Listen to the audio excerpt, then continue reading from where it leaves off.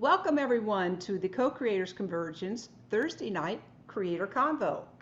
I'm Noelle Marshall and I'm here with my beloved Bob Hi, Warner. everyone. Hi, everyone. This is Bob. I'm so anxious to get started.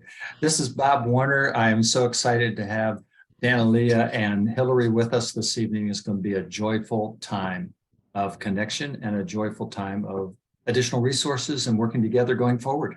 Thank you for being here.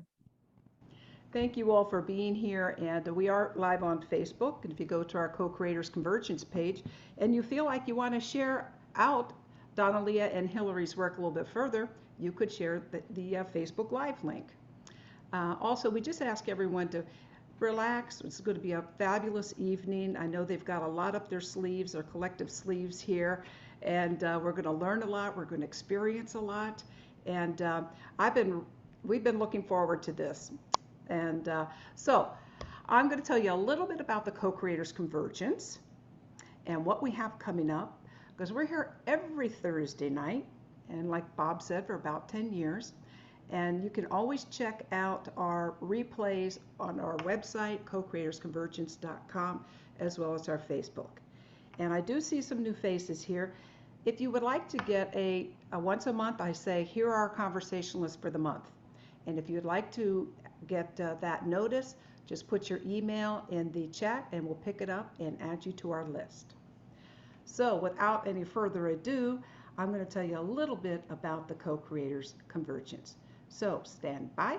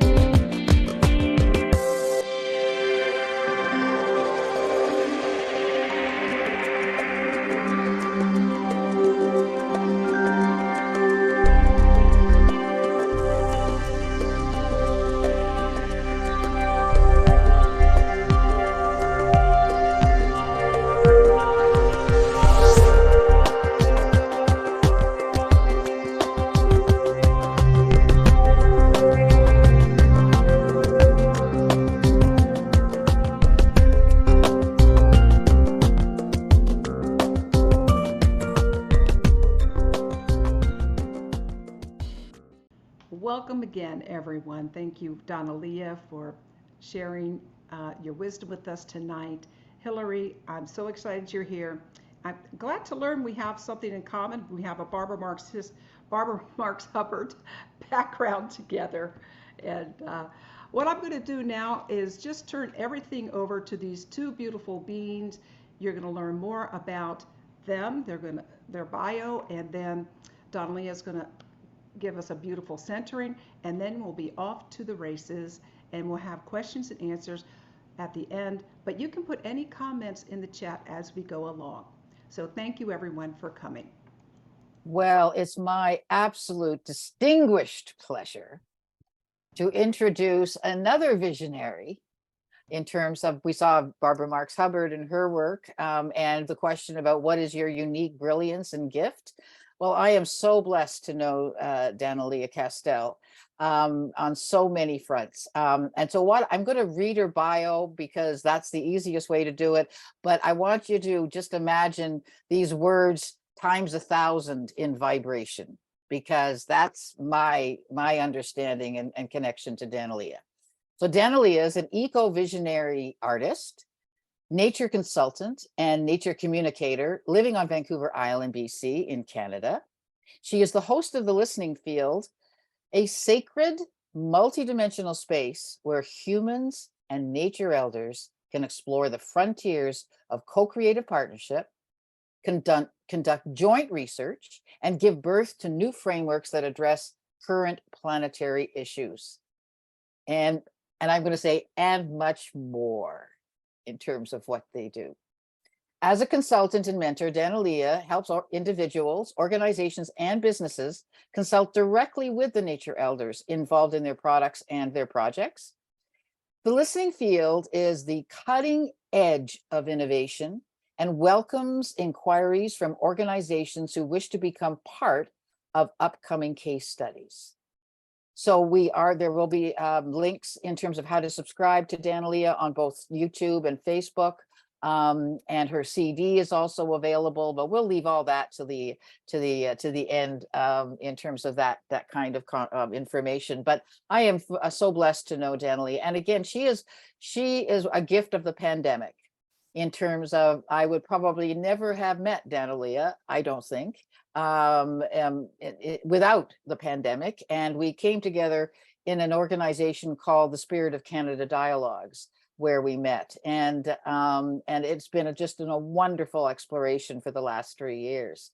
So Danielea, you have an ability to be able to connect with nature and to connect in with humans and bring that field together in such a unique way.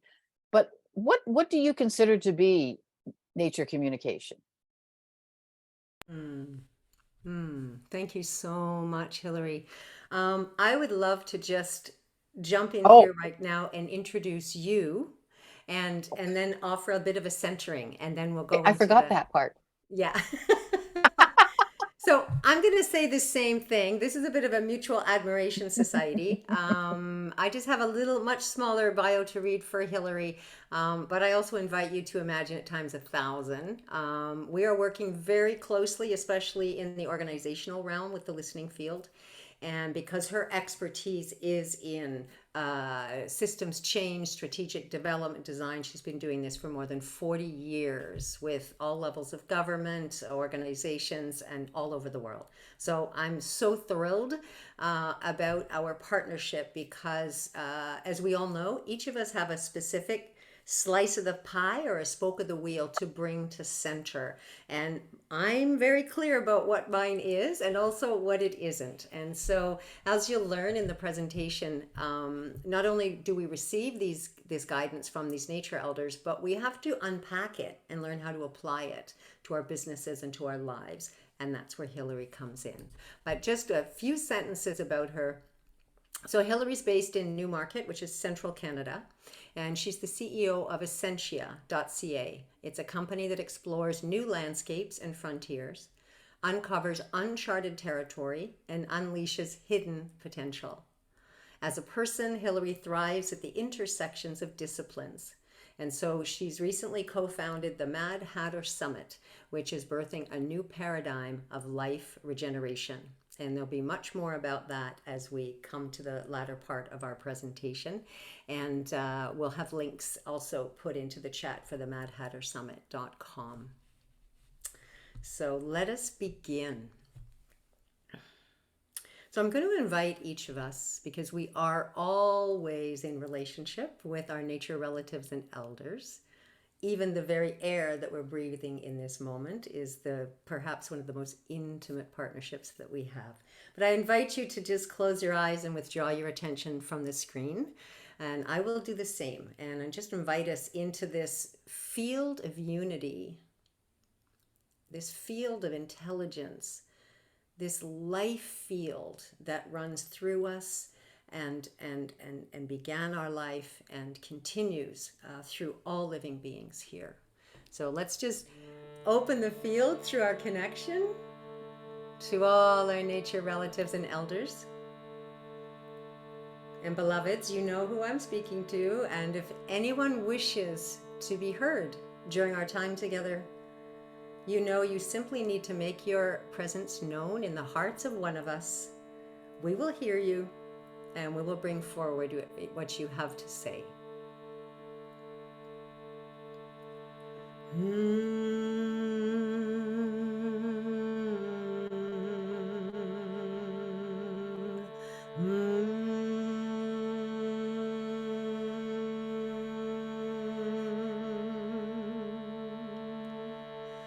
We acknowledge the relatives who live below us, especially the great rock elders, the bedrock elders.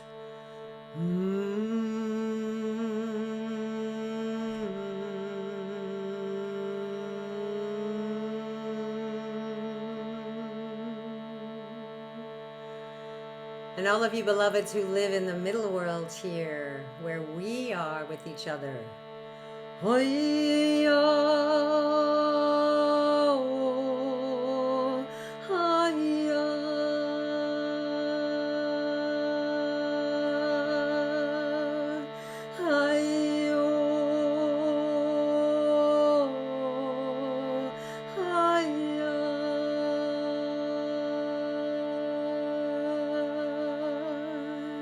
And those above us, the cloud elders, the water elders, the atmospheric elders, the ancestors, the star beings, you are welcome as well.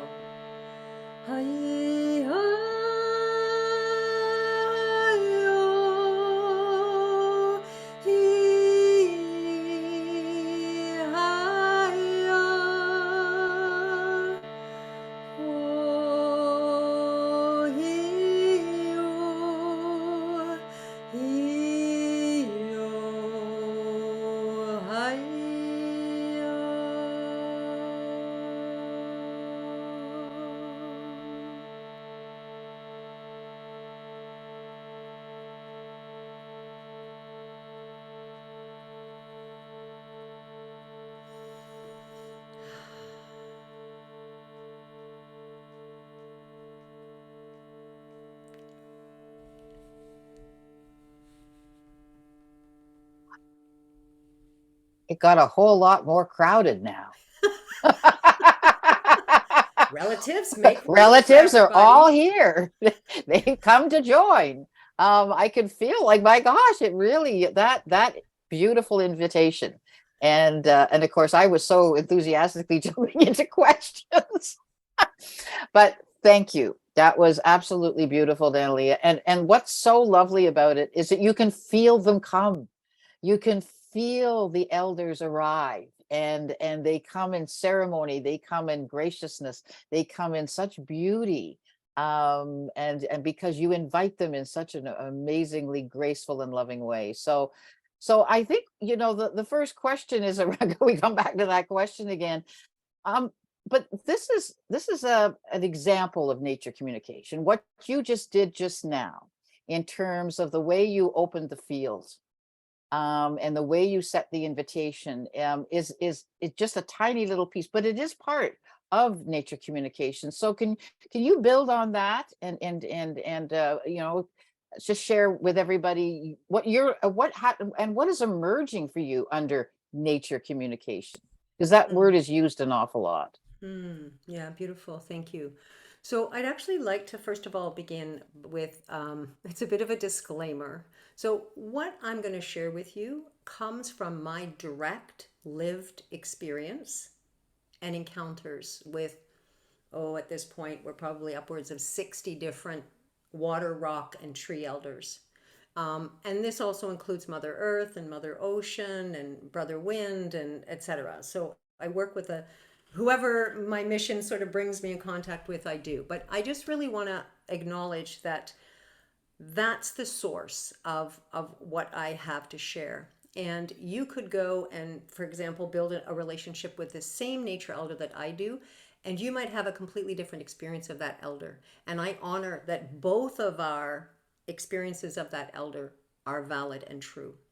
Now, I also want to say that I'm going to use my language, the language that has meaning for me. I invite you to translate anything I say into your own vernacular so that we can keep meeting, at the highest vibration of love. I also want to acknowledge and honor that in the realm of lived nature communication, our Indigenous peoples across the world have been living in this state of being for thousands of years. So it's really important to me also to honor and acknowledge that, and also to just say that I am standing here as prima facie evidence that because of our wiring, we can always go direct. right? Listen 360, go direct. We do not need to have an external teacher if we don't wish, right? That we are wired for this kind of co-creative partnership that we're all waking up to. The one, as I say, that Indigenous people have been living in. So essentially, what is nature communication? So nature communication is a two-way communication. It's a two-way conversation with a member of another species. And it's exactly like we have with our fellow humans. Now, many people talk to trees. Many people talk to animals. Many people talk to rivers and mountains. The difference is not so many people actually pause and wait to hear what the nature relative says back. That's the trick. That's the one that we're all starting to do more and more. So it's an actual conversation. It's a back and forth. And just think of it, you can walk by your neighbor and wave hi, which is kind of what we do. We're out for a walk, we say hi to the neighbor, but we don't stop. And the similar thing, we can do that with our tree relatives that we're walking by, right? But imagine the difference when you stop and you say to your neighbor, hey, it's been a long time since we've connected. Let's make a date, have a coffee. You actually exchange back and forth. Something meaningful happens and an intimacy develops. So the same thing is possible with a nature elder. It's just a question of spending the time, prioritizing the time, and also learning how to slow down inside so that you can become a vibrational match and you can communicate easily. And I will say more about that in a second. So I wanted to say, just for those of you who are unfamiliar, there's some main ways that we receive these information or messages from nature elders or nature relatives. We can hear words inside. So that's called telepathy. So we hear words. There isn't any external sound, but we hear words. So that's one way. We can see images, right? We will all of a sudden have an image in your mind. That's come usually from the nature elder. We can have physical sensations in our body, and we can have emotional feelings. So that's a feeling or kinesthetic way. It's through our body. And then we can also receive things just by direct knowing. So one minute you don't know something and the next minute you do. And you can't explain it, but you're certain on what you have received. So that's direct knowing and what we know as intuition. And I also just wanted to say that nature elders and relatives, they're multilingual. They all have their own languages. And one of the things I love about getting to know a new nature elder is learning how to understand their language. And I think that was, looking back at my own apprenticeship with all these water, rock, and tree, that the reason I was guided to build such deep heart bonds with so many different elders is so that I was able, A, to host the listening field, but also just to be able to converse with many more relatives in the world. And then the other thing that I wanted to say is that just like with humans, when we share something of meaning from our heart with a nature elder, they will do the same in kind, and the level of intimacy with that elder deepens and deepens, right? And what I've also discovered over the years is that when we share something of meaning from our heart, in a way, it's like spiritual nourishment for them. They actually get fed by it. Likewise, when nature elders or landscape elders, nature relatives, the natural world, however you want to describe it, when we ignore them, their spirit recedes. So I've had instances where I'm called to interact with a river, and I go and I speak to them, and I can barely feel them there. But when I persist and keep coming back and I'm patient, right? They start to catch on, that I'm sincere in wanting to build a relationship with them, and they start to come forward, and they come forward and they start to talk. Right? So, it's just like us. We ignore us, we kind of disappear when we're including them in our awareness, like we did even with the opening, right? They come closer. So why is it easy for did you want to say something, Hilary, or I was going to answer the second question? Mute. I just wanted to sort of hone in a little bit in terms of what is a listening field? So the listening field, as you explained and when you described the introduction, it's a ceremonial field that is created by excuse me by intention, and it's Right. created by everyone who is present. So to understand it, to put a picture to it, we gather for a reason, so it has a purpose. Often it's consultation, but it can be networking, it can be problem solving, it can be healing, Mhm. right? As in the case of the trees living on top of the gas chambers in Auschwitz, for example. That was a healing ceremony with them, giving them an opportunity to speak to us. In the actual ritual itself, it's very simple. It came through in 30 seconds 3 years ago and has never changed. And simply what the human does is we're in a Zoom setting. This is an online version, and we presence ourselves and where we are in Mother Earth and the Indigenous territory. And then we use the words, I call in. I call in. And this, it's very specific because, and the important word is in, because as we all know, our nature relatives are with us all the time. Whether we're conscious of the relationship, we are in relationship with them. But what we do is when we invite them, we call them in closer to us. And this also bumps up against a spiritual principle in the universe, is that we're in a free will universe. So they can't actually come barging in. They have to be invited in. And so this is why this is such an important part of the listening field itself. And so each human invites a nature elder that they're guided to call in. That elder has showed up in their own heart, or they're a longtime partner, and they invite them in. And as you mentioned, we can feel their spirit, their energetics join the field. So we go all the way around the Zoom circle. Everybody who's there will call in their elder. And so you just imagine it's like a big round conference table. And you got human, nature elder, et cetera, et cetera. And once the field is assembled, I usually then just restate the reason that we've gathered. I state that very, very clearly.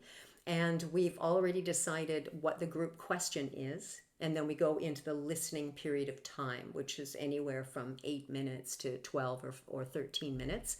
And during that time, each person is actually communicating heart to heart with the nature elder that they have called in, asking the group question, writing down what they receive or recording it in some way, asking clarifying questions, etc. And then at the end of the listening period of time, we all put in the chat who answered us and what was the message received. And then we also take some time where people can actually share verbally. Because as we all know, the frequency that's in our voices and in our bodies, when we share from that perspective, it's actually more information about what went on between that individual human and that nature elder. So this is what we do. Yeah, and the reason I asked that is because we can have a unique personal relationships with a tree in our yard, a particular water body that we've grown up with. Why I asked you about the listening field was that coming into the collective, it's what happens in the collective field. And so we know in many instances, wherever we're working, in whatever domain we're working in, it's in the collective and the intermingling of information, of insight. When one nature elder wants to talk to another nature elder, and they have their own conversation as well as having the human interaction. It's like being in this big party where people are coming together, but there's a purpose and there's a particular focus. But I just want to talk about the fact how joyful it is. Because even though it's serious topics, we're talking about really chronic issues that are the polycrisis that we're dealing with. But when you connect with a nature elder in this regards, there is such an interesting perspective that's shared that is not the gloom and doom and all of that type of vibration. It's a very different vibration. And so that's why I think in listening into the listening field, for people to understand the nature of the collective energies that gather, how they weave together, how they dance together, how they're funny. There's some really fascinating humor that comes through. And it's just such an interesting, fascinating space that you opened the field to be able to, for us to be able to do. Yes. Yeah. Thank you. Maybe I'll share just, so one of the, as last year we opened like 37 listening fields. We were in partnership for World Unity Week with Unity Earth and Eco Governance. And so we had a series of consultations. And in this case, we were conversing with the 7 core needs. And one of them is the need for, healthy living soil and nourishing food, etc. So this was just an example of opening a field with these elders. They're a frequency, they're a consciousness. And yeah, we have some pretty serious things going on with the soil, right? And food. But this was just an example from her, was just like, be in relationship with me. Let's grow food together, right? So there's just this opportunity to hear things that we already know, but somehow when we hear them from a nature elder, it's different. And also there's always, it's the frequency, I believe, but it's also, I think that it comes out of their big arc of history and perspective. Let me see what the next one is. This was another one, like they're really asking us to come into relationship with them, right? To connect with them and to converse with them. And again, each of us has our own unique frequency. So if you get called to come into communication with a particular plant in your garden, whatever that plant wants to transmit to you, you're the only one that's going to hear it the way that they're needing or wanting to transmit it. That's the match that happens. So I do private mentoring with people who want to deepen their ability to do this. And always at the beginning of those sessions, it's what's highest on your heart right now as a human, and then who's calling you. Because, you might think, oh, I love trees, I want to develop a relationship with the tree, but because of what's going on in your own life, tree might not be the actual match for you at that moment. You might find yourself attracted to your local river, right? It's like, whoa, but there'll be a reason for that, and that will unfold as you continue. This is another example. We were a human and core need for physical and emotional security, and the question was, how can we ensure that all humans and animals have access to physical and emotional security? And this was another just beautiful small one, right? Teach each other how to love. Start at a young age, right? They're simple messages, but when we take them and really apply them, things change. So this was another one that was really profound. I started crying. I was crying. Water was pouring from my eyes. Let's put it that way. Water was pouring from my eyes 30 minutes before I opened the listening field with living soil. And I checked in and I was like, is this my grief? No. And then I said to living soil, because I was tuning in, and I said, is this your grief? And I was like, and I heard yes. And then I was like, and I wanted to go into it. And then I just said, hey, can you just pause for a moment until I actually open the field? I have to get dressed and get ready. It's water's pouring out of my eyes. And they did. And then we opened the field. We went into the solo time. I said, okay, let it flow. What's going on here? And I connected with all the soil on Mother Earth, all of it. And I just let myself be it and with it. And realized that the tears, that the grief, because it was pouring out of me, the grief that we humans feel about many things, but especially about what we've done to Mother Earth, is nourishing for the living soil. And I actually was shown an image of humans lying face down, belly down on Mother Earth, letting their grief flow out of their eyes and their nose and right into the soil.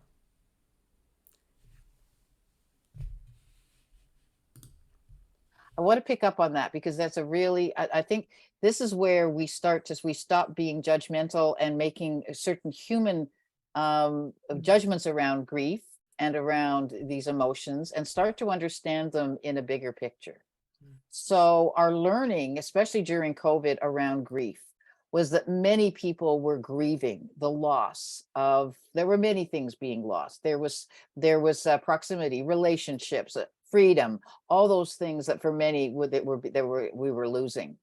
But that grief needed to be able to leave our bodies and leave our beings so that we could literally go to the vulnerable place of understanding what now. And we didn't have room for what now, while we were still holding all those old memories, all those old contexts, all those old mental models. And so so when we look at that, the idea of the grief is to, and allowing it, and to allow it to flow. But at the same time, I would imagine that as that goes into the soils, goes right down into the mycelium network, gets inside their communication, they're going, oh, they're waking up. Oh, look at that. And then then what happens is you're open, and all of a sudden you're receiving a really different kind of vibration coming back to you. And that's the flow that is so amazing. But you had to allow for the grief, and your imagery of the grief is in the surrendering into the dynamic of and the soil holds us and and it is the most precious, that little bit of topsoil all around the world is our battery for everything that we need in the world. So it's so important. And your ability, I'm going to just come back with in my experience with you, is to be able to hold both, to be able to hold the deep grief and the deep pain, at the same time holding the joy of the rebirth.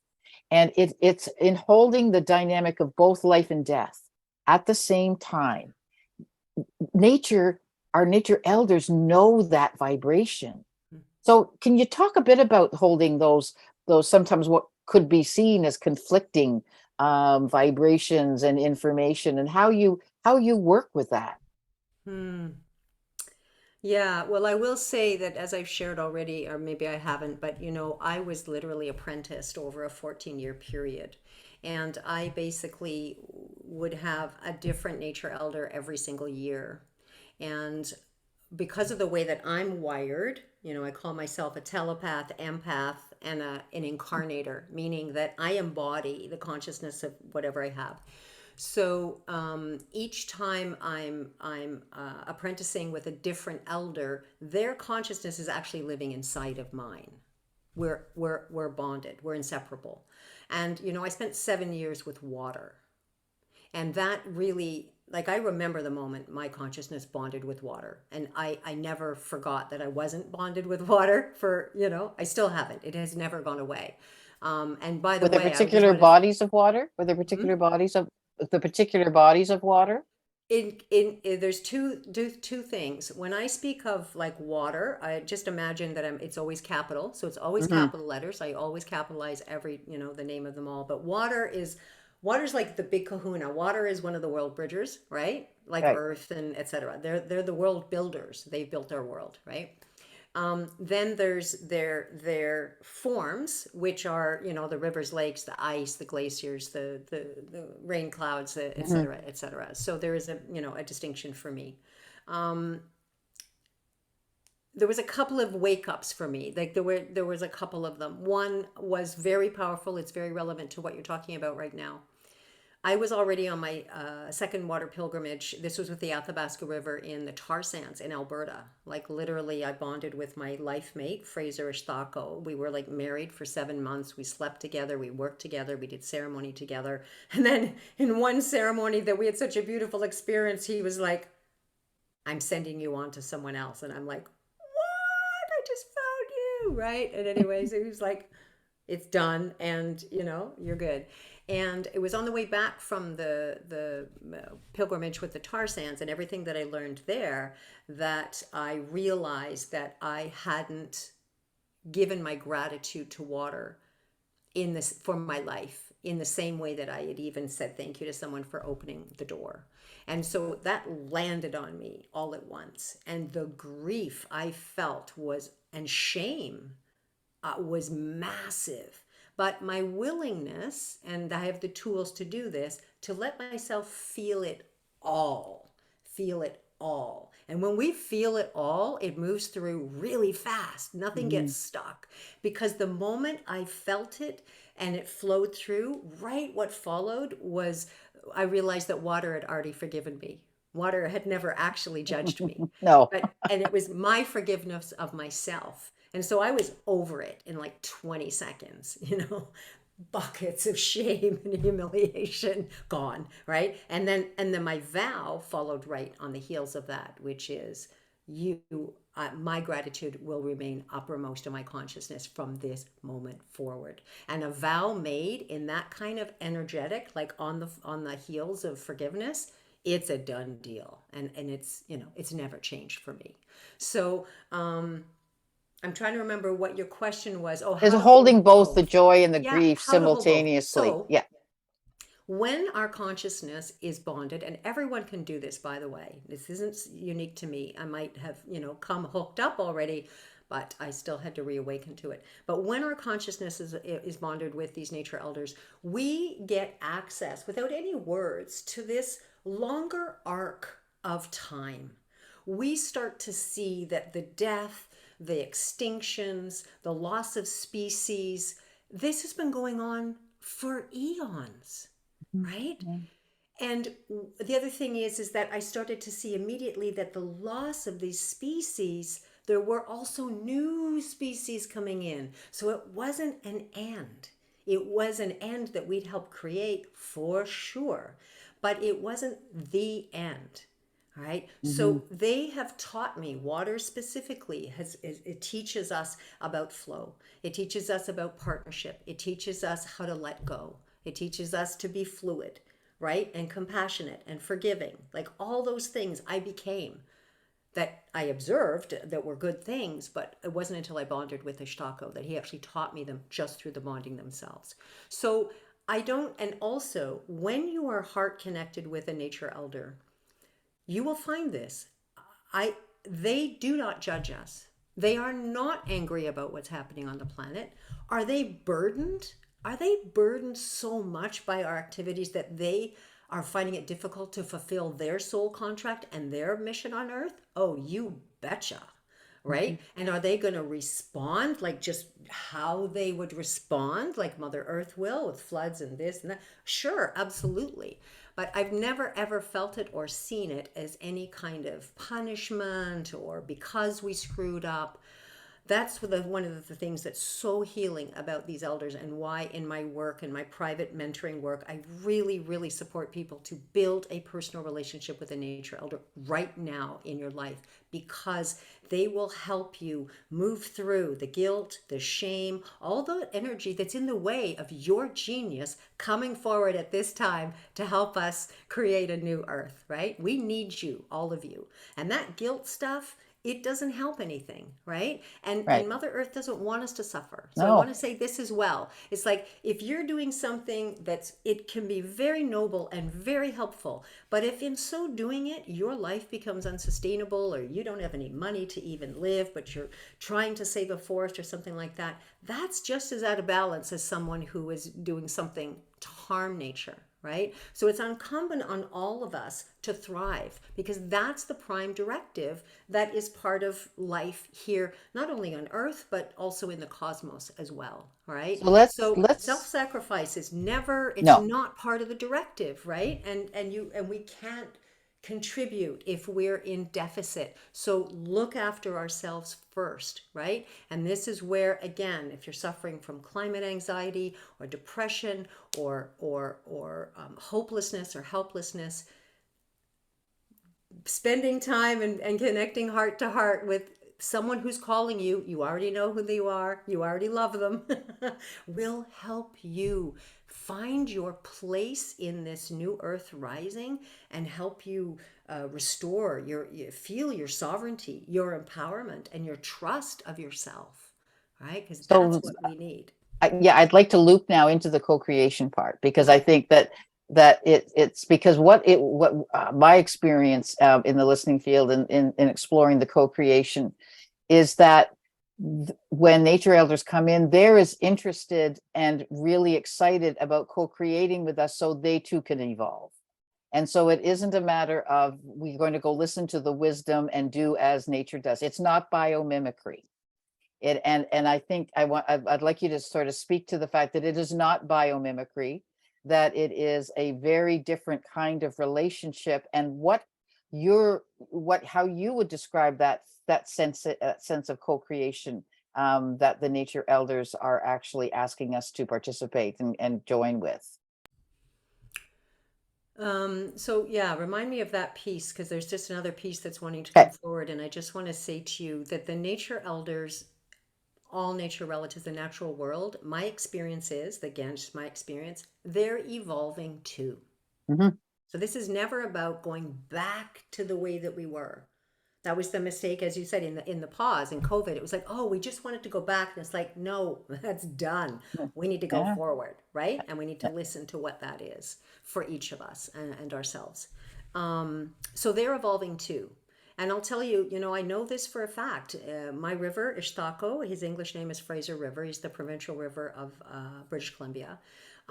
We've been in co-creative partnership for 11, 12 years now. I mean, we're life bonded. I'll die before he does, obviously. But he was fairly, his energetics and how he related to me was absolutely stable, for about the first 7, 8 years. He was helping me heal. So I was the one that kept changing and evolving. And then there was a year, I'd just come back from working in China, and I was living in Quesnel again, and he kept calling me. But I was getting busy in the human world, and so I didn't go right away, which I normally do. I was like, so be it, but I didn't. And then he had to call me again, and then I didn't go again. And then an event came up, and then, as I always do before an event, I go to a ceremony. I tell them, hey, we're coming, we're doing this. We get the permission and consent. So I sat down with him, and I often drum to open up a field, and then I travel along that drum beat. I can go heart to heart direct, but sometimes I like to use the drum. So I use the drum and I open up, and of course the first thing I say is, brother, I am so sorry. I know you have been calling me, and I know that I haven't come. I please accept my apologies. And so then I leave the space for him to talk. And he shows me the rock slide at Boston Bar. And that had happened earlier in the year. And the salmon couldn't get past this big pile of rock. And it caused a huge, DFO was in there trying to help. There were all kinds of humans trying to help. And all of a sudden I was like, oh my gosh, I had been aware of it. I was thinking of the salmon. I was thinking of the river. I was thinking of the rocks, but I wasn't thinking about Ishtako and how would he feel that downstream he's got relatives who are trying to get up and they can't. And so in a moment, I just went, oh my gosh, I'm so sorry. I apologize, right, for my ignorance. And then I just right away was like, brother, what can I do? And that's when he showed me a vision of a project that I have yet to do, which is Sing the Salmon Home. What he showed me is that to have humans standing at the river during the time that the salmon are swimming back upstream from the ocean, some drumming and singing, calling the salmon home would help them, help strengthen their spirit, help them know that they're important and they matter to us. We can say they're a keystone species, but that word itself doesn't have any translation in the energetic world where we live with our nature relatives.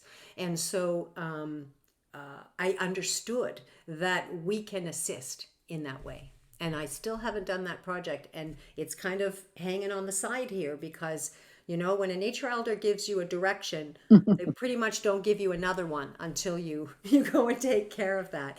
But the whole point is that his frequency changed.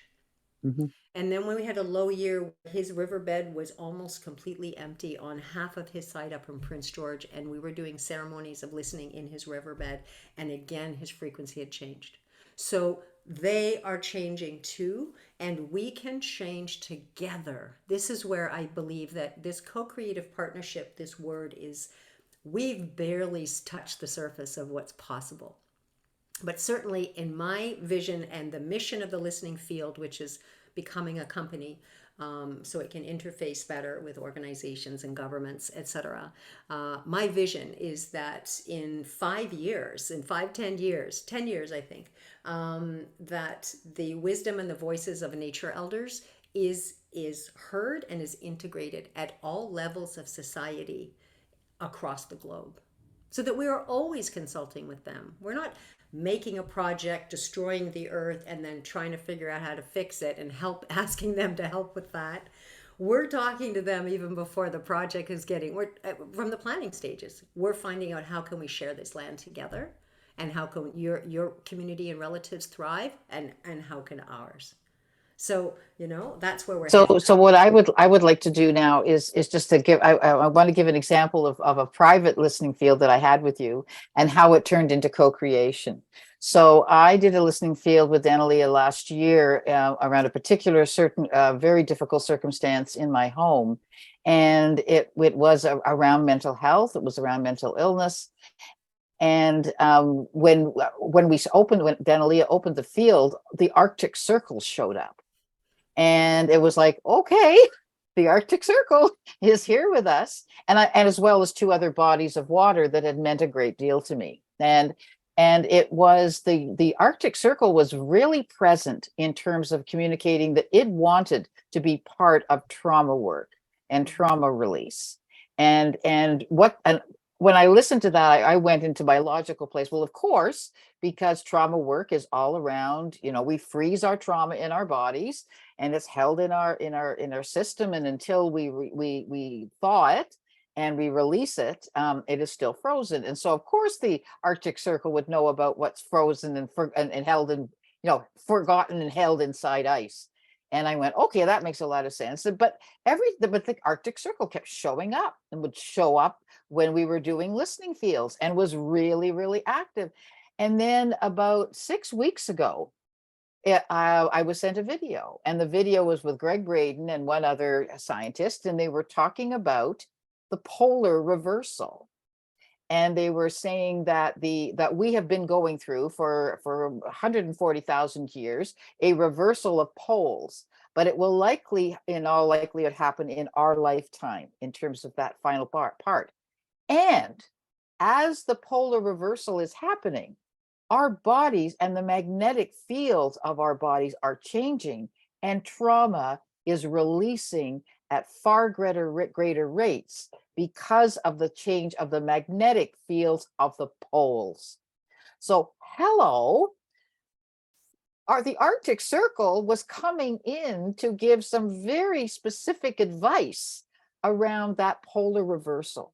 And so now that's become a really important part of our work that I'm doing in the mental health field of understanding, because we're not talking about mental health anymore. We're talking about a new paradigm of life.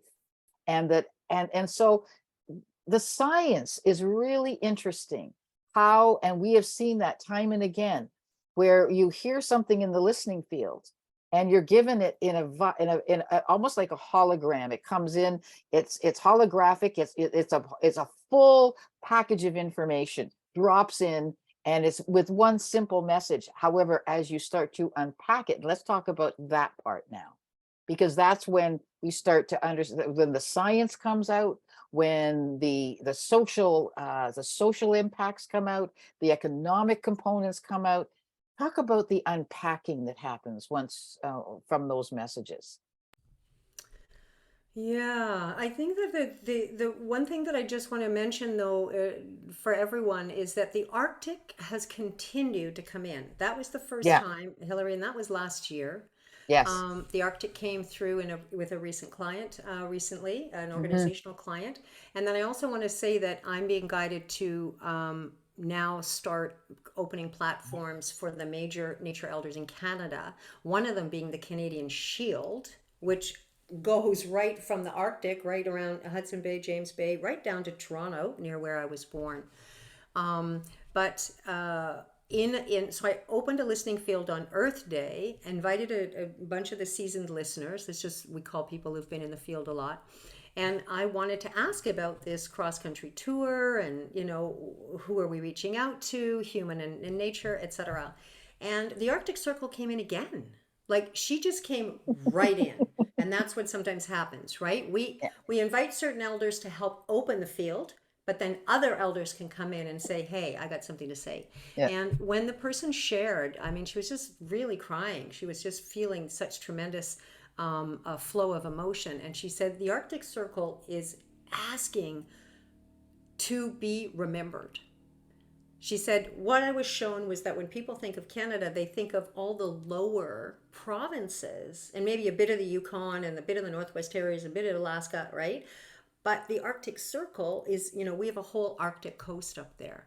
And so, this is connecting to something I want to emphasize here before I get to answer your question. And maybe it's related to the unpacking.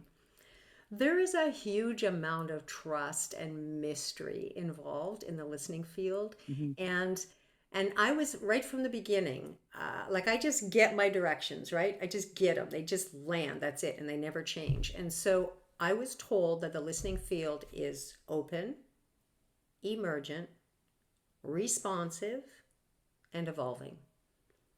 And my job as the gatekeeper, really, the host, is to ensure that that happens. And that's for the life of the field and for as long as we're opening them.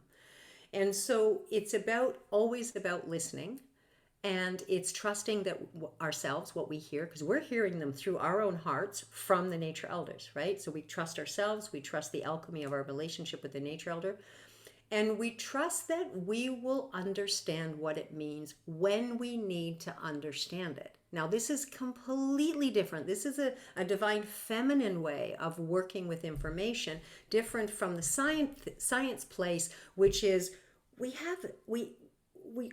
try to know the end, and we haven't even lived yet to discover what it is. So, I really want to, when you talk about unpacking the messages, it's about trusting that they have a meaning that might not make sense yet, but to leave it as it is and to start noticing which words do we feel alive by. I mean, Hilary and I offered a whole 7-month experience after we received all these messages last year, because we discovered that, boy, there's a beautiful, rich process to actually discover what does the message mean to you now. So that's another thing. These messages were received in June of 22, and some of them we didn't unpack until December of 2022. And who we were different, and what the message meant was different. And that's another beauty of the guidance from them, is it's pretty much timeless. And you can come back to that same message at different points in your life and receive different wisdom from it. So, they have to be unpacked. And, when we work with organizations, that's what we do. So we've got the preparation session. We discover what do you need to know that's going to help, your business be both prosperous as well as serves people and place, right? And then there's the listening field, and then there's the strategy and development section, which is where we're unpacking the message, integrating it, and applying it. And some of the messages come in some interesting ways too. There's just two that I just want to reflect on, because one, when we talked about life and death, there is an amazing message that came from Octopus, and it was about a very poignant message about understanding and really giving a really deep understanding to the process of life and death. And hearing that from an octopus made such a difference, because the mothers, after they have laid their eggs, they go away and die. So they understand life and death in such a different context. And so when you hear it from them, your heart opens up with such love. And interestingly enough, Paul Hawken, I was listening to him on the Nature Summit this week, and he talked about the fact that love is in fact knowledge and knowing, and that it holds a knowing that is far deeper than we can really understand. And we had that message come through about ecosystems, that the ecosystems are not just the interconnection and interdependencies, but there is a love we don't yet understand. That is the field itself that interconnects. And one other message was from the Arctic archipelagos, and how they spoke about the fact that the uglies are actually hold the most wisdom, and that we should, if we really want to get wise, we should really go and listen to the uglies. And then the ocean floor told me to go look at Rome when I was asking about what love is to the ocean floor. It says, ask Rumi. So I go and find, sure enough, there's a friggin' poem written by Rumi about the ocean, the pearls of wisdom on the ocean floor. I don't know Rumi, but the ocean floor does. So it's these messages come in such interesting and dynamic ways, and how we hear them, and where and the fact that you're told go ask Rumi, that's it. You just never know what kind of messages you're going to get. Yeah. So again, it really speaks to trust. This is bringing it back to nature communication. Um, as I said, everybody's wired for this. We're wired for this. Um, we're made of these relatives, and so of course we can communicate with them. But one of the biggest obstacles for people is to trust Mhm. what you hear or what Yeah. you feel or what you know.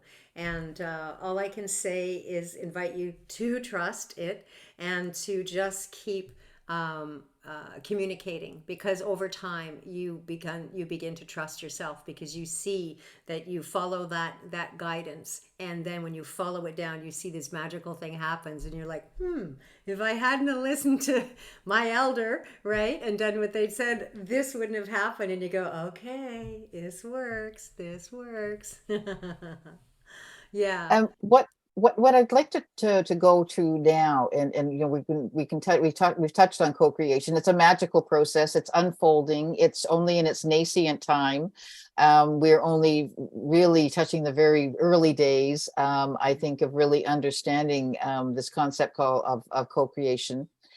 But you went through a really interesting process in the last number of weeks in honing in on, as you start to take all of these experiences that you've had, both in the physical world as well as in the listening field, and you started to explore and opened yourself to really channel what the listening field wanted you to communicate out into the world, of what it is, what it's about. You were doing your branding, and you were doing what could you just share a little bit of how you take this frontier work, having had marriages with rivers, and committed relationship with a tree in China, and you have all these amazing experiences, and now you're having to brand it. Can you help us understand a little bit of that process? Well, first of all, you can imagine, even when Spirit said, okay, now you're supposed to bring the listening field to organizations. And I'm like, what? That's totally out of my wheelhouse. But as I was shown more than a decade ago, when I tried to argue with the universe and the elders about an instruction, they just said, do it. You'll be shown. And so I know now that if they give me a direction to do it, just follow that path, because all my helpers will show up. And sure enough, Hilary did, in a really big way. It was very clear after 3 years of development, co-creative development, that the listening field was out, and that we were to work with organizations, governments, etc. And I'm like, well, geez, I don't even have a website up. Never mind, be a something. Like, and what is the something that the listening field can be in our world without compromising or losing what it is? That's super important too. But we need to interface. The listening field it's an interface for humans and nature relatives. So the short answer is co-creative partnership. In the sense that I had tried to kind of find a branding agency or find somebody to help me with this stuff. I tried and was very unsuccessful on so many fronts for so long. And I was feeling hopeless, because language is not my deal, right? How do I even describe this thing? But it's all right timing. So I knew that it was time, that in order for me personally and the listening field to serve in the way that we're meant, we needed a foundation. Mhm. We needed something that brought us from this incredible spiritual, what did you call it? Holographic space. We needed to tether it somehow to the 3D reality. And so, it's digital, but still it puts us in the realm in which 3D people operate. And so as soon as I was able to define the fact that we needed a foundation, we didn't need a website, we needed a foundation. So I had to find the spiritual or the purpose underpinnings for becoming an organization of some sort. So that was key, because the moment I identified that's what was really going on, wasn't branding, it wasn't marketing, it wasn't becoming a business, it was creating a foundation from which we could serve, me and the listing field, then the right people started to show up. So I'm absolutely excited to say that, I had Googled many times on the internet and found nothing. And then I Google one more time and it's like branding agencies in Canada. I wanted to pay Canadian funds. I wanted somebody local. I wanted somebody who understood their love of the land. And I find this incredible young branding agency called Salt and Studio in Vancouver, and had a conversation with the branding young man, totally got the listing field right off the bat, etc. And so did the creative director. And so, I met the people who I knew were going to help do this, and they're young. So, that's just, it feels perfect, because the listening field is like young and fresh and new. So having the right people, and they gave me a branding questionnaire, and it was really for the first time to be able to actually name the services, name what it does, name, who do I think is going to benefit from this. And I actually came to one question near the end of it that said, if your brand was an actress or an actor in a movie, who would it be? And David Anda, who's on this call and who's helping me with the listening field and doing some of this naming, I immediately went up to try and like a person, and I couldn't, there was nothing. I got nothing. And then all of a sudden Star Trek flashed in front of my mind. And I was like, oh my gosh, the listening field is the ship. It's the Starship Enterprise. And then all of a sudden, like, everything made sense. Like there was a place, where that the listening field can occupy. There's a, I don't know, it could connect to something familiar. We're talking consciousness here, we're talking fields. And I know that the people who are listening can understand what I'm talking about, when something connects with something else. Right. So it's been an extraordinary process. I will say that what has made it successful is that because of the new case studies we're doing, I'm doing, case studies with private clients, etc. I had an opportunity to be speaking the new language, to say the mission in real time, and sort of to feel, is this landing? Is this building a foundation to use this language, to use this concept for what the listening field is? And I just kept getting yes and yes and yes. And so I just kept, with each new piece of information, I'd do another pass of this 7-page branding questionnaire, and it got simpler and simpler. And I will just say that that's really the other key for me in 2021. I was given directives, and I was told that everything that I do needs to measure up to these 4 things. Is it simple? Is it elegant? Is it authentic? And is it playful? And if what I'm doing doesn't qualify in any one of those things, I stop. I just stop what I'm doing and pause and, breathe, or go do something else, or leave it for a week or something, because I'm off track, right? I'm off track. And so something will come in, or a nature elder will give a message, or you'll say something, and all of a sudden I go, oh. So that's what I'm tracking, even with the branding and the website, is like, no, it's simpler. No, it's simpler. It's simpler.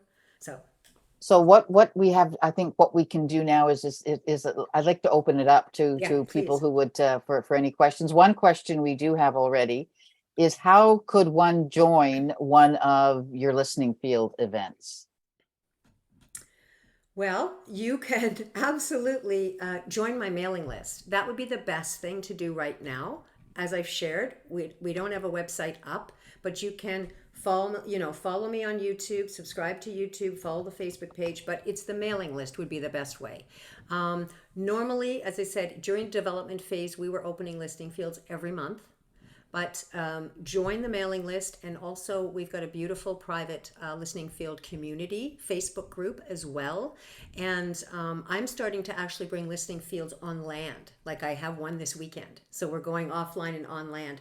So yeah, join the listening field group and also the mailing list, and that way that you can get involved with us. And as I'm starting to offer public things again, then you can be invited. The other thing that I want to say to you is invite me. If you have a need in your community that involves some of your trees, some of your waters, some of your mountains, you know, you might be an ad hoc group that's frustrated because the government might not be listening and people are moving forward with development. And we can open a listening field with the nature elders that you want to protect, so that you can bring their voice to the table. And it will also probably help you feel better about not being able to be effective. They'll reassure you. So yeah, reach out if you want to bring the listening field to your community or your work. All right, let's open it up. Yay. Well, if anyone has a question, you can just wave at me, or you can use the little reaction button there and raise your hand that way. The field is open. I'm listening. Well, I'm going to just back up way up to the beginning. Your opening music and song just was so gorgeous. It was just so heart opening. And you mentioned something about CDs. Do you have music that's related to the listening field, or was that your career before you started doing this? I don't know. I call what I do sound weaving, because I'm really just tuning into the field and I'm sounding out what's around us. But especially the feelings, I really access those. The CD is called Thank You Water, and it is from the first 4 years of my water apprenticeship. And the music that's on that CD, 9 out of 10 tracks, came directly from ceremonial dialogues with the bodies of water that are listed on the CD. Yeah, you can download, and there's a beautiful 8-minute meditation there, musical meditation, no words, that I received from a hot spring. Sulfur-based water has particular medicine for us. And I actually needed to forgive myself and to forgive a friend. Something had happened and I hadn't processed it. And I was on a pilgrimage, and the hot springs called me, and they literally gave me this darn melody, and I chanted it for 3 hours without stopping while I was driving from Liard Hot Springs to Whitehorse, running this whole situation, everything I hadn't said, feeling everything I hadn't felt. And in 3 hours, I could think of my friend and that situation, and all I felt was love. So it's called A Call to Honor and Forgive, and it's a beautiful piece to just help you really just feel what you haven't been able to feel, think what you have been afraid to think, and let it flow through so that you can come back to love and service. And that's beautiful. I need that. And that's on your website, or is that also Bandcamp? That's Bandcamp. The CD is called Thank You Water. Yeah, so the link is there. Let's see, go back up. I put it in just now. Well, that's just Bandcamp, but up the top, Okay. There it is, with Danielea Castell, Bandcamp. There it is. That just helps you, give you a look. Oh, wonderful. So there it is. Yeah. So there's that one. And then here, Om Tare Tree is another beautiful melody. This was given to me from the trees, and the trees asked that we sing and dance this melody with them. So both of these are downloadable, either as a CD or individual tracks.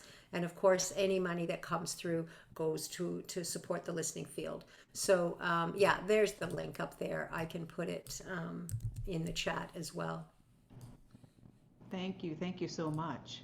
So there's actually 3 different URLs there, one for Facebook page, one for the Bandcamp, and one for your YouTube. Yes, yeah, Gotcha. and I really welcome people to subscribe. With these upcoming projects, we're going to be applying for sponsorship, and of course, they always look at the social media account. Oh, yes. And Many of us have just been doing our work quietly on the fringes, but now coming more mainstream. So, I'm happy with my 218 followers or subscribers on YouTube, but I think I'm going to have to get upwards of 1,000 if it's going to mean anything to anyone. So, yeah, thanks for that. I definitely will subscribe. Anyone else want to jump in here? I don't want to dominate anything because I can. Well, I would love to hear, like, are you already co-creating in some way in your life? Like, I'm sure some of you maybe are already doing this, and maybe you might not name it this way. And so, yes, Linda. So I just want to say that I love what you're sharing with us.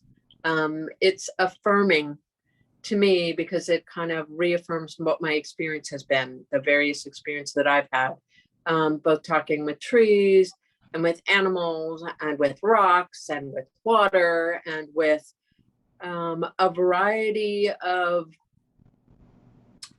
beings in the different kingdoms, that I think we don't listen to the responses. We communicate, but I really liked what you said about the fact that we don't listen to the responses, and that's a really powerful place to stand, in that we don't allow ourselves to get quiet enough to listen and to be patient enough to hear, because as you said, they want to know that we really mean what we say, and that when we do, the answers are forthcoming. The energy of love and acceptance and non-judgmentalness is so powerful. I know that during COVID, I spent a lot of time in the woods, and I saw a lot more people in the woods, but it was a time for me to really witness nature in a really powerful way, and to see how I could interact and to connect with nature in a way that I hadn't connected before, and with the animals, and with the frogs, with the owls, with the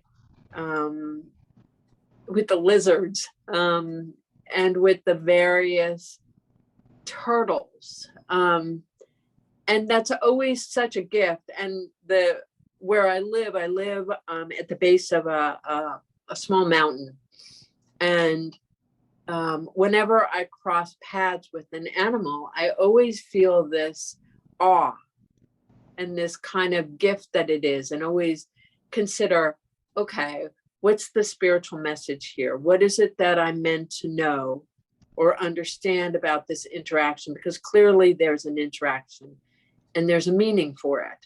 And so I guess hearing what you're saying is just a really powerful message in terms of reinforcing that for me, which I just really want to acknowledge that it's so important. There's a group in Damanhur, a woman who leads it is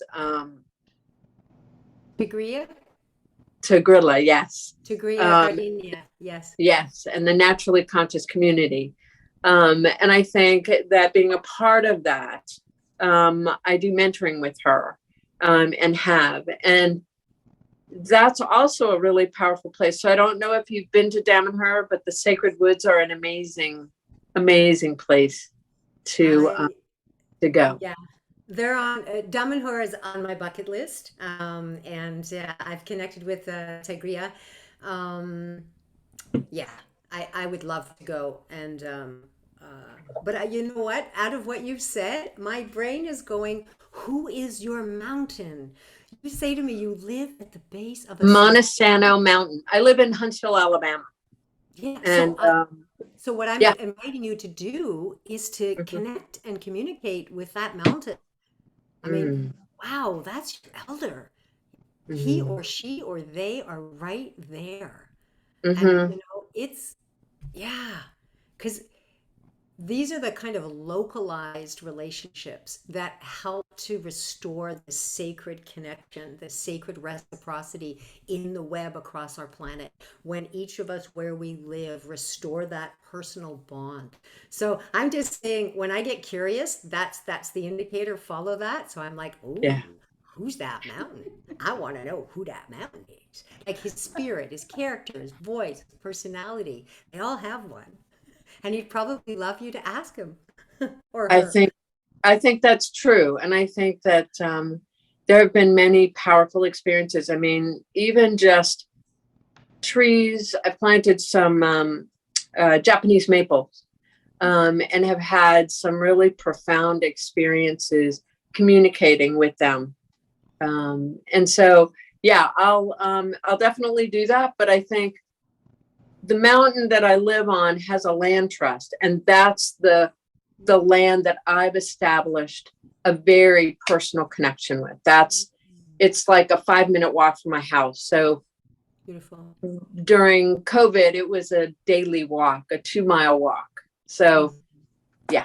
And I won't speak anymore. I'll let other people Thank speak. you. Thank you, Linda. Someone else. Someone else. I love hearing about your nature Looks like- elders. Christy wants to unmute. Christy Michaels. Hi, sorry I jumped on late and I had trouble getting my video to come on. What area are you in?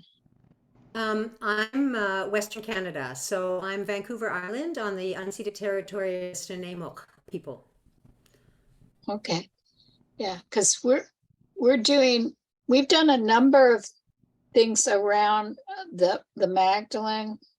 I'm getting a little echoey now. See if I can jump off I was on my phone and then I had to switch. Sorry, You sound okay to us. technology. But I can't get there you go. So we did a Magdalene Moonrise Easter celebration all around Mount Tam, which is the profile of Mount Tam in Marin County is the Sleeping Lady. And so our dancers went into the redwood forest and they danced at the base of the redwood tree, an enactment of the awakening of the Sleeping Lady. And it was really extraordinary. And the birds, a bird flew in, looked like a raven or something, flew in just at the right moment, swoops down. And so we got all these responses. But this year we're going to be at Stafford Lake, which is this gorgeous lake that they are trying very hard to preserve. And there's a sacred willow tree right by the water's edge. And so we're going to do community blessings and water blessings and I don't know what all. We'll have to see. So I was really interested with your music. We'll have a harpist there playing the harp, and she's pretty tuned in and awake person. It sounds like a great But it's a gorgeous, invitation to be part and of the whole listening field. community. We did it last year there for the Magdalene Feast Day on July 22nd. And oh my God, it was like, it was the most powerful experience for all of us of heaven on earth. We were just all looking at each other like, wow, what just happened? Yeah, beautiful. Sounds like an amazing field. It sounds like a really beautiful field that you're creating with these events. And to apply just some of what we've been sharing right now is when you talk about the willow tree. So the way we would handle things is we would include Grandmother Willow and the lake, right? Stafford Lake. They would be consulted and be part of the planning process of the event right from the beginning, right? And so you're in communication with them. And so how we work it is if I've got plans like we did for the Cross Canada tour, I've got some plans, right? And then I go, I better go and check with the elders and see what they think about that. And so we open a listening field and I tell them, all the elders come in, this is what we're planning to do in this tour. What do you think? And then we will listen to hear what the elders say back. And so this is what, your situation is a classic example of actually co-creating your event from the very beginning with the landscape elders, with the willow elder, with the lake elder, and actually do a ceremony in which you're, letting them know we're coming back this year and this is what our theme is and what do you think and how would you like to be involved? And they'll answer you. They will tell you exactly. And so you can weave their voice, weave their wisdom, weave their input in from the beginning. And that's the kind of co-creative life that we're, envisioning is where we're headed. Do you feel like it would be necessary for me to go on the land and just be there in this listening there actually on the land, or can I do it from my home too? You can absolutely do it long distance or in an online listening field, as I would call it. I mean, I'd be happy to help you with this. So this, we could even do it as a case study, for example, because what it takes is someone in the field who has a personal direct heart bond with those nature elders that you want to come in. That's how they come into the field.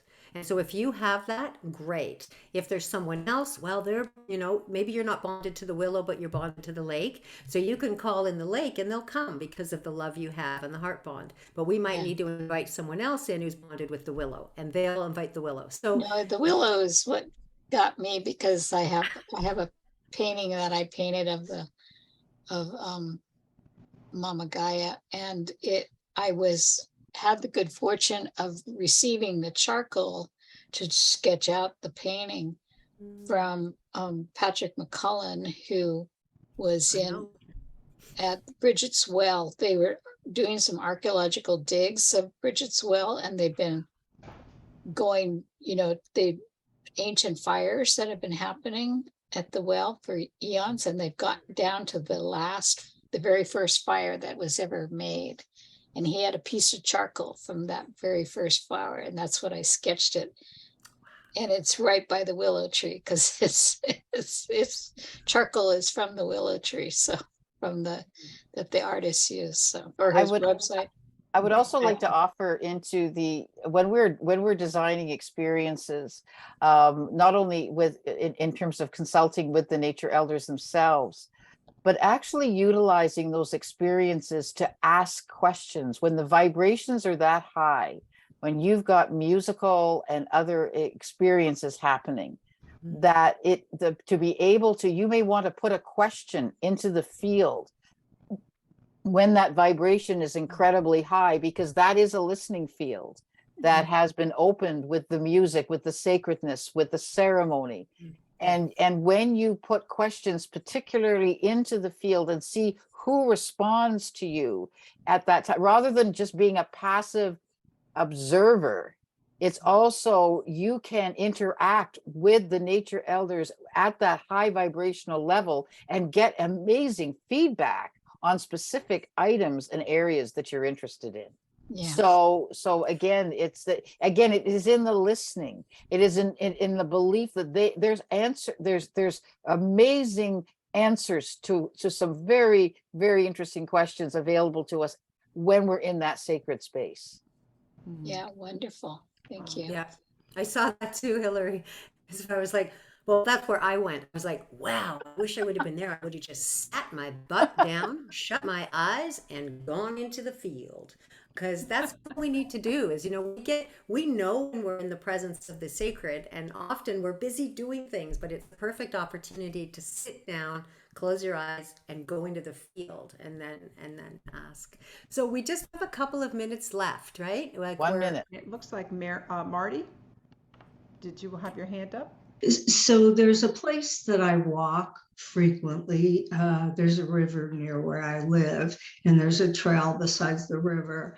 And I've noticed that I frequently stop at the same place.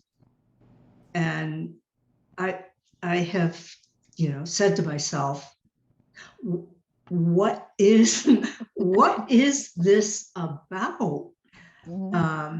And now I find myself wondering, is this is there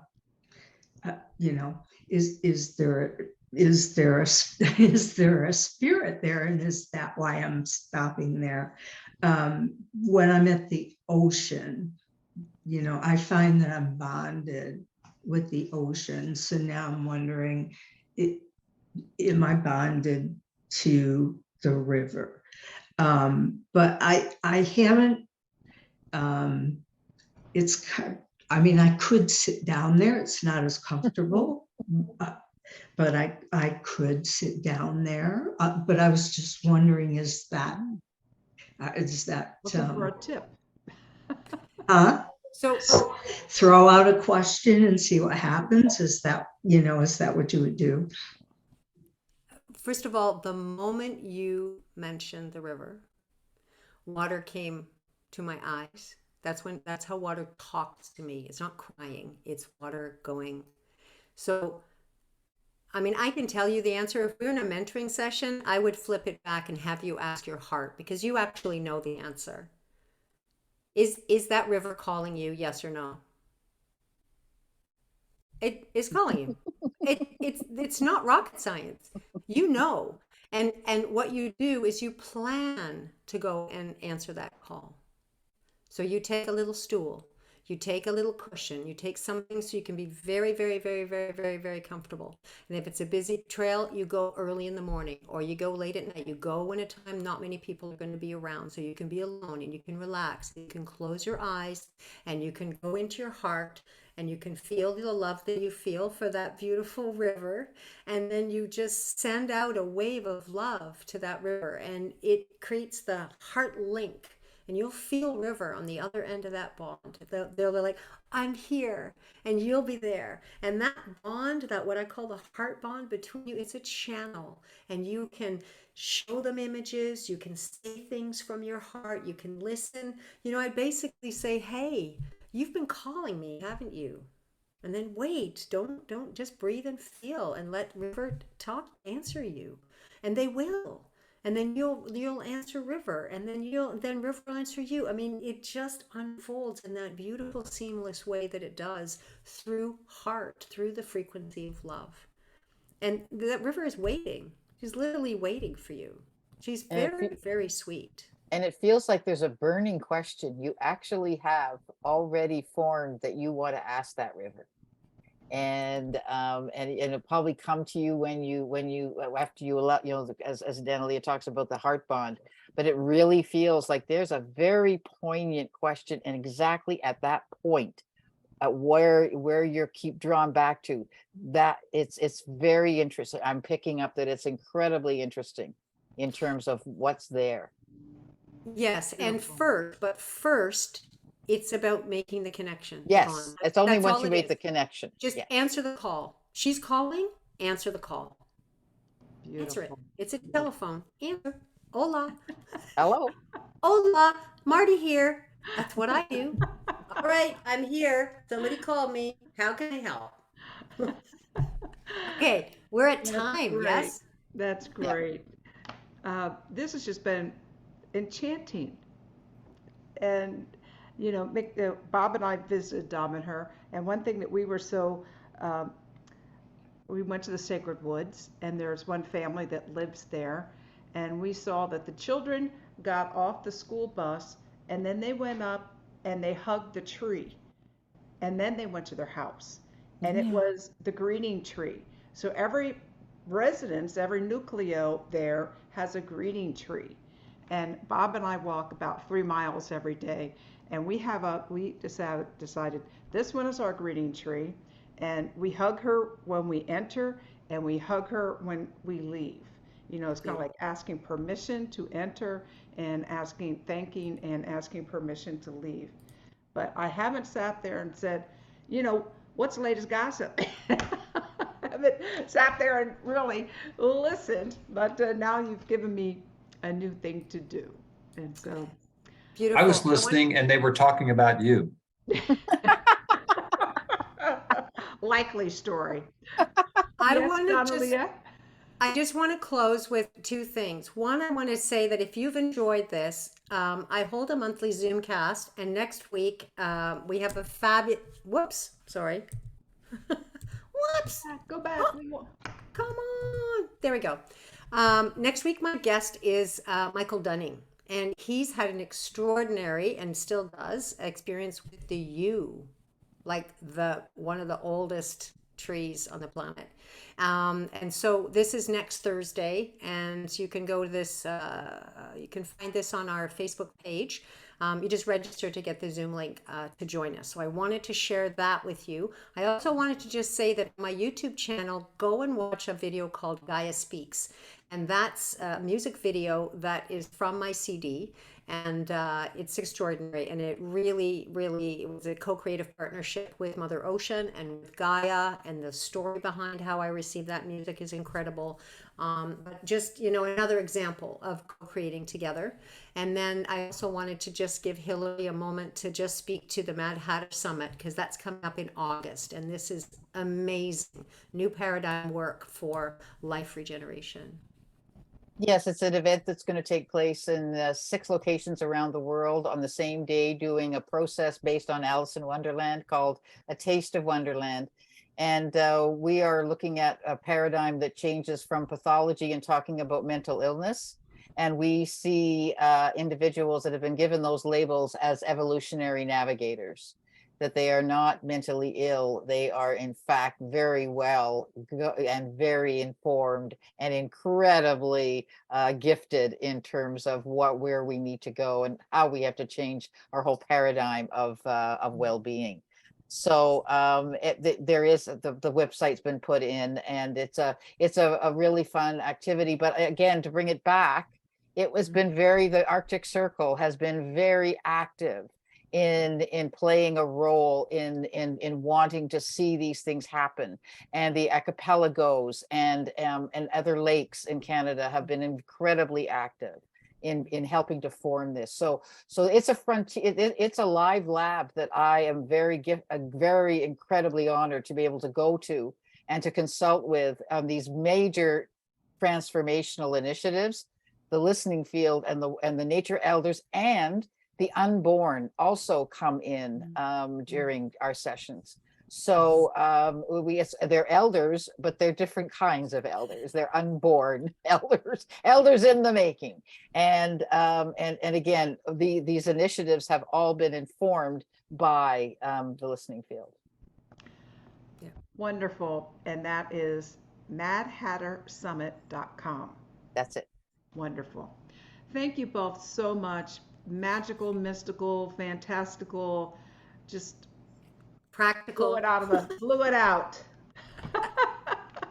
Thank you so much, everyone. And come back next week. So thank you all for being here this evening. Thank you, ladies, for sharing your gift to the shift of humanity with our circle. Yay. Thank you for having us. Thank you for the honor. Bye, everybody. This has been wonderful. Thank you. Thank you. Have a great evening, everyone. May peace prevail on earth.